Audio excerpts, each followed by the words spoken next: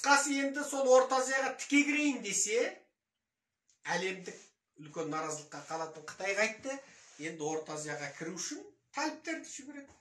Ауғанның босқыны кіреді. Кеше қазақтар мәлімдеді ме, кеше ме, бүгін ба 2000 ауғанға босқын береміз деді. Ал енді 2000 ауған, оның артынан 2000 қатыны келеді, 2000 нағашы жиені келеді, 2000 баласы келеді, 2000 отбасы келеді, аңырап жүріп босқын.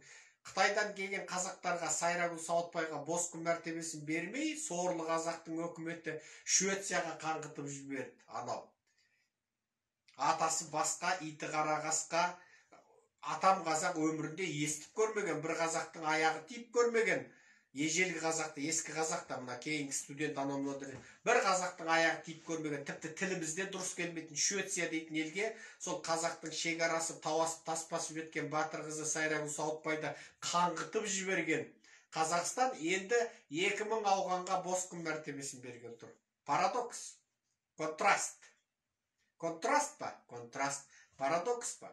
Парадокс. Сарказм ба? Сарказм. Енді сұмдық. 2000 ауған келеді екен босқын мәртебесін. Соларға жаңағы енді әлі де міне Жаркентте Тілек Тәбәрәгүлі деген қазаққа әке шешесі Қазақстанның азаматы, аға бауыры Қазақстанның азаматы босқын мәртебесін бермей отыр біздің сорлы билік. Тілек Тәбәрәгүліне. Ол әке шешесі Қазақстан көшіп келген қазақ. Бар болғаны бір шаруамен Қытайға барған, Қытай чап беріп ұстап алған. Сосын қайтеді, жібермейді, қамап жатыр елдің бәрі. Тауасы тас басып, Қазақстан қашып келеді әке шешесінің қасына. Енді Қазақстан оған босқын бермей отыр. Босқын. Енді соған айтамын да, жаңа 2000 ауғанмен бірге жаңағы Тілек Тәбәрәгүл, ол да жаңа ауған қыса басына жаңағы үйінде пердені ма, жаңағы бір дамбалсан болды ма, орап алып басына әшейін. Мен де ауғанмын, мен де тәліппін деп 2000 тәліптің қасында кіре қалу керек. Атын кім десе, жаңа Тілеколла деп, жаңа Тәбәрәколла, Тілеколла болса болды. Әшейін сақалды жіберу керек, басқа қапты орап алу керек, сөйтіп ауғандық болып босқын алатын шығар мүмкін. Қайша Ақан қызы, Қастер Мұсаханұлы, Мұрагер Әлімұлы, Бағашар Мәлігұлы, оларда босқын бар, бірақ бір-екі айдан кейін босқын мәртебесінің уақыты бітеді. Ал оны Қазақстан ұзарта ма, жоқ тәліп емес екесіңдер деп білмеймін. Сонда біздің Қазақстан 2000 тәліпке, 2000 ауғанға босқын береді, бірақ қазақтарына бермейді. Қызық, енді қызық болды. Енді Қазақстаннан босқын мәртебесін алу үшін тәліп болу керексің. Енді сол қазақ өкіметінің көктен тілеген жерден келді. Орыс Қытайға жақындап кетті. Ойбай, менен гөрі Қытайды көбірек жалап жұқтадың деп қызғанады. Қытай, ойбай, сен маған деген махаббатың таза емес, әлі Алматыға қызыл туды шәнши алмай отырмын деп ол Қытай назданады. Сөйтіп жүргенде енді қайтты, мына қапсақал тәліптерді жібереді. Неге? Тәліптердің бәрі Қытаймен ауыз жаласып отыр. Ал тәлібің уәде берді, ауған жерінде Қытайға қарсы күш болмайды. Неге? Ауғанстанда ұйғырлар жасайтын бір кішігірім аудан бар. Ол жерде бір бастауыш па, орталау бір мектеп бар әуелі. Ол жерде жаңағы ар-бері барып жүріп, сол жерде қалып қалған шекара жақын. Қашқар мен Ауғанстан шекараласады.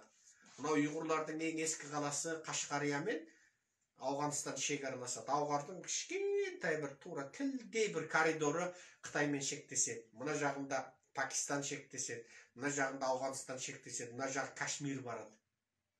Ал енді қараңдар.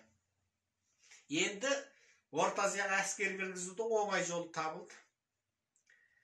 Батысқа жақында, ойбай, батыспен жақындас десек, батыстан қашты. Батыс ақыл айтады, басымызды қатырады. Қытай жақсы ақша береді дейді. Батыс ақша береді, бірақ ақшаны қайда жұмсадың дейді. Тоқал жоқ, сен мына гидроэлектр станция салам дедің, гидроэлектр станцияға сал дейді. Біздегі жындылар қайтеді, гидроэлектр станция салам деп ақшаны алып алады. Өкіметтің бүкіл активтерін, бүкіл жер асты байлығын кепілге қойып, гидроэлектр станцияға батыстан ақшалады Америка өтін. Сөйтеді қайтеді, ол тоқалдар, рапчатрилер, анау-мынау 100 миллион долларға бір білезік, 10 миллион долларға бір сырға сақина алып қаңғып кетеді. Оған Еуропа мен Америка жол бермейді. Сен гидроэлектр станция салам дедің, әрбір тиынын сұрайды, бақылайды. Ал Қытай қайтеді, мә дейді. Мынау тоқалыңа дейді, мынау көңілдесіңе, мынау официалдың қатынға, мынау неофициалды бірден кеңе. Қытай береді, Қытай сөйтіп бірге ортақ шіріктеседі. Себебі жаңағы өсімді өсіреді. Әсілі заң бойынша ол мүмкін 12%-лық өсім. Айтады, бол деді, сіздерге бердік дейді. сосын алады, ол 22% өсіммен кетеді. Дүниежүзі банкінен 0%, 3% өсімді қарыздарды Қазақстан өкіметі неге алмайды? Ал неге Қытайдан 20% кредит алады? Себеп Қытайдан алған кредитті мемлекеттік активтерді, мемлекеттік кепілдемелерді, гарантияларды кепілге қойып тұрып Қытайдан қарыз алады. Оны бәрібір сол мемлекет, сол халық төлейді. Ал ол ақшаның қызығын тоқал-соқалдар, ұрғарлар, қарақшылар көреді. Міне. Ал пайызды жаңағында 22-ге, 32-ге көтере береді бәрібір. Ал Дүниежүзі банкінен алса, Еуропалық банктерден алса, ол жаңағы әрбір тиын ақшаны мынаны тоқалыма кәте жапырайын деп еді, мына тоқалым Дубайдан кәте жалам деп еді, соған $10 миллион керек еді, айта алмайды, оны жұмсай алмайды. Ол әрбір тиынын бақылайды. Міне сондықтан біздегі сұмырайлардың Америка мен Еуропа ақыл айта береді, Қытай жақсы ақша береді дейтіннің сыры осында тұр.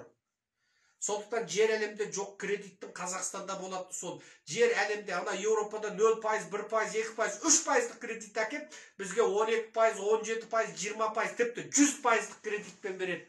1 миллион теңге алып 2 миллион қайтардың ба? 100%. Міне, оған ана белгісіз комиссиялар, анау-мынаулар бар. Бітті.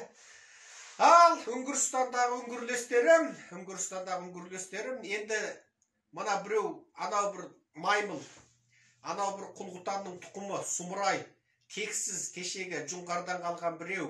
Сол айтыпты ғой, орысша үйрен, анау-мынау, атаңның басы орысша үйрен. Енді пұштынша үйреніңдер, тәліптер келгенде жаңағы созып сәлем беріп, жаңағы. Сол енді тәліптерді күтіп алыңдар, сол тәліптер Орта Азияны ойранын шығару үшін келе жатыр. Айтпақшы мына Ауғанстандағы ақпараттар туралы ағылшынша білмейтін жұртқа мен бір жақсы жаңағы өте жақсы бір кеңес берейін. Себебі мына ақпаратқа қызығатын халық көп, өте көп. Сондықтан сіздер мына Азаттықтан, біздің Нұр жүйенің телеканалынан ауған туралы жақсы ақпарат таба алмайсыздар. Оның өзі ана ақпарат ескіріп, көгеріп кеткенде барып айтады. Нұр Азаттығыңды айтпайды. Нұр Азаттығың кімді? Мамайды, Қосановты, Айдостарында аузын қисайтып, тілін чайнатып, Расул Жұмалыны, Мамайдың өтірік митингісін соны көрсетіп жүреді ол. Тіпті мына Қытайдағы қазақ тақырыбында Гүлзира бүкіл әлемге атағы шығып, бүкіл дүние жүзіне Қытайдың қылмысын ашып болғанда 1 жылдан кейін звондайды. Сендерде бір Гүлзира деген әйел бар ма деп тұратын Нұр Азаттық олар. Ешқашан мысалы Серікжаннан интервью алмайды, алса да жарияламайды мысалы. Енді ол Нұр Азаттықты қойыңдаршы. BBC деп жазып, латын жазумен BBC, білесіздер ғой Англияның медиасы. Өзбек деп жазсаңыздар, өзбек тіліндегі BBC шығады. BBC өзбек деп жазсаңыздар, өзбек тіліндегі BBC шығады. Бұл енді осы Ауғанстандағы соғыстар туралы өте жақсы біледі. Екінші, Азаттық деп жазып, Киргиз деп жазсаңыздар, одан да керемет ақпарат шығады. Үшіншісі, BBC деп жазып, Киргиз деп жазсаңыздар, BBC-дің қырғызшасы да Ауғанстан туралы өте жақсы ақпарат береді.